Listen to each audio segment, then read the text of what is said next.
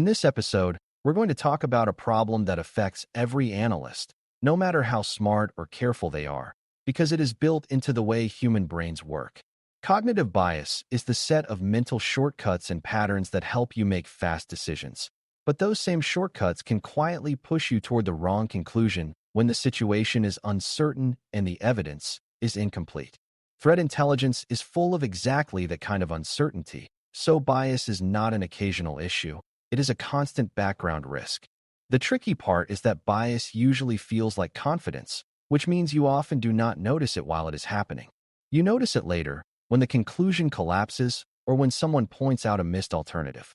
The goal here is not to eliminate bias, because that is not realistic, but to defeat it in practice by building habits that catch it early and reduce its influence. Before we continue, a quick note. This audio course is a companion to our course companion books. The first book is about the exam and provides detailed information on how to pass it best. The second book is a Kindle-only ebook that contains 1,000 flashcards that can be used on your mobile device or Kindle. Check them both out at cyber.author.me in the Bare Metal Study Guide series. A useful way to understand bias is to see it as your brain trying to be efficient rather than your brain trying to be accurate. When you are exposed to many signals and you have limited time, your mind looks for patterns, familiar stories, and simple explanations, because those reduce mental effort. In everyday life, that efficiency is helpful, but in intelligence work it can cause you to mistake familiarity for truth. Attackers also benefit when defenders jump to conclusions, because rushed conclusions lead to predictable responses and misdeception. That means bias is not just a personal weakness. It is something adversaries can exploit, even indirectly, by creating noise or planting hints that trigger your expectations. The earlier you accept that bias is normal, the easier it becomes to address it without embarrassment. If you treat bias as something only careless people have, you will hide it from yourself, and hidden bias is the most dangerous kind. One of the most common biases in analysis is confirmation bias, which is the tendency to seek and favor evidence that supports what you already believe. This bias is powerful because it can disguise itself as diligence, like doing more research, pulling more artifacts, and collecting more reports. The problem is not effort, it is direction, because the effort is spent validating a favored story rather than testing whether that story might be wrong. In threat intelligence, confirmation bias often shows up when you see a familiar pattern and decide early that it must be the same adversary or the same technique, and then you interpret everything through that lens. The way to defeat it is to deliberately look for disconfirming evidence, which means asking what you would expect to see if your current explanation is false.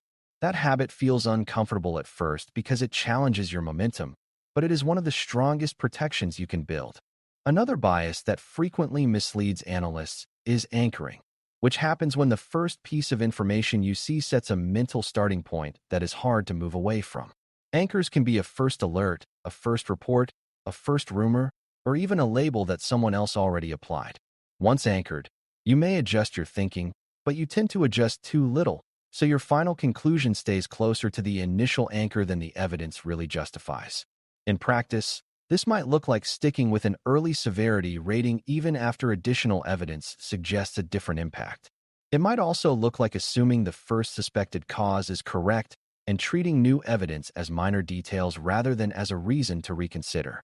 Defeating anchoring requires an intentional reset, where you pause and restate the question from scratch using only the current evidence. That reset is a structured move that breaks the psychological pull of the first impression. Availability bias is another one to watch because it makes recent or vivid examples feel more common and more likely than they truly are. If you just read a major report about a specific type of attack, your mind will naturally see that attack everywhere for a while. If you just handled an incident involving a particular technique, you may overestimate how often that technique is the right explanation in new cases. This is not because you are irrational. It is because the vivid example is easy to recall, so it feels representative. In threat intelligence, availability bias can cause you to chase the headline threat while missing the quieter, more likely explanation.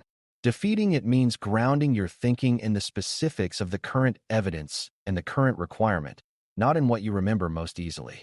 It also means being cautious about turning one memorable case into a default template for all cases. Another subtle trap is narrative bias, where a coherent story feels more true than a messy one. Humans love stories with clear motives, clear timelines, and clear villains, and we feel satisfaction when facts click into a neat explanation. The problem is that real-world evidence is often incomplete and adversary behavior can be inconsistent, so the neat story might be something you constructed rather than something the evidence demands. Narrative bias can lead you to fill gaps with assumptions and then forget that you filled them. It can also lead you to ignore anomalies because they do not fit the story, even though anomalies are sometimes the most valuable clue. To defeat narrative bias, you need a habit of explicitly labeling what is known and what is inferred, and you need to be willing to keep the story slightly uncomfortable when the evidence is still messy. That willingness is a mark of maturity in analysis, because it shows you can tolerate uncertainty without forcing premature closure. Overconfidence bias is another issue that grows as you gain experience, which can surprise beginners who assume experience automatically reduces error. As you learn patterns and build intuition, you can become faster at forming explanations, which is useful, but that speed can make you less likely to question your first judgment. Overconfidence often shows up as underestimating uncertainty, speaking with too much certainty, or failing to consider alternatives because you feel you have seen this before. The risk is not that you are always wrong, but that when you are wrong in a way that is harder to detect because you did not build in checks. Defeating overconfidence involves treating every conclusion as conditional on the evidence and practicing humility in the technical sense, which means recognizing where your visibility is limited. A disciplined analyst can be confident and humble at the same time by being clear about what supports the conclusion and where the weak points are. Groupthink and social bias also matter, especially in team environments where people look to each other for cues about what is reasonable. If a respected teammate says an adversary is responsible, or if a popular external report frames an event a certain way, it becomes psychologically harder to disagree. Beginners are especially vulnerable because they want to fit in and they may assume that disagreement equals disrespect. The danger is that the group can converge quickly on a comfortable explanation and then reinforce it with selective attention, which is just confirmation bias at a group level. Defeating this does not require being contrarian. It requires making space for structured disagreement, where alternatives are discussed as part of the process. When teams normalize asking, "What else could it be?" disagreement becomes a professional step rather than a personal conflict. Over time, that culture reduces the chance that a confident early voice will steer everyone into the same wrong conclusion. Another bias that can quietly distort judgments is base rate neglect, which is the tendency to ignore how common certain explanations are. In threat intelligence, some causes are simply more likely than others, especially in certain environments. For example, a misconfiguration or a routine automated process might be more common than a rare targeted intrusion, even if the targeted intrusion is more dramatic. Base rates do not prove what happened, but ignoring them can cause you to jump to the most exciting explanation without sufficient evidence. Defeating base rate neglect means asking yourself what the most common causes are for the kind of observation you are seeing, and then requiring stronger evidence before you accept a rarer explanation. This is not about dismissing serious threats. It is about allocating your belief proportionally to evidence.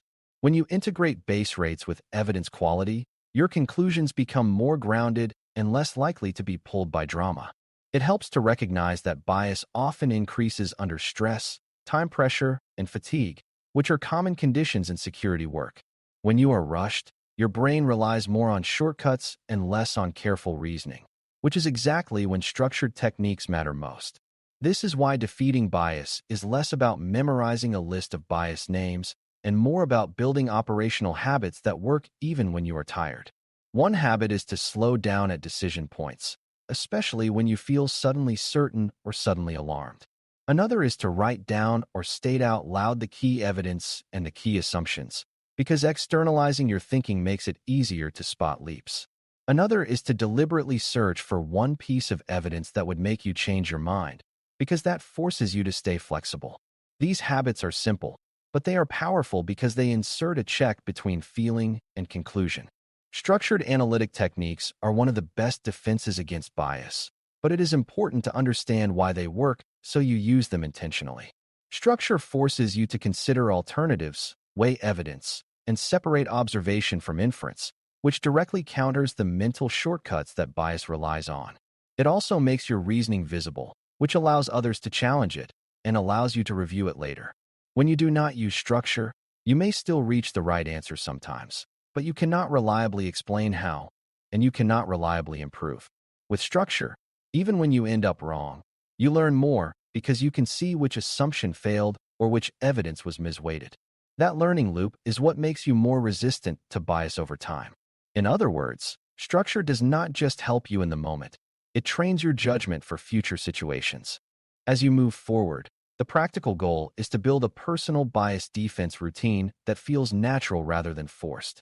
When you encounter a new situation, you want to notice your first impression, but you do not want to worship it.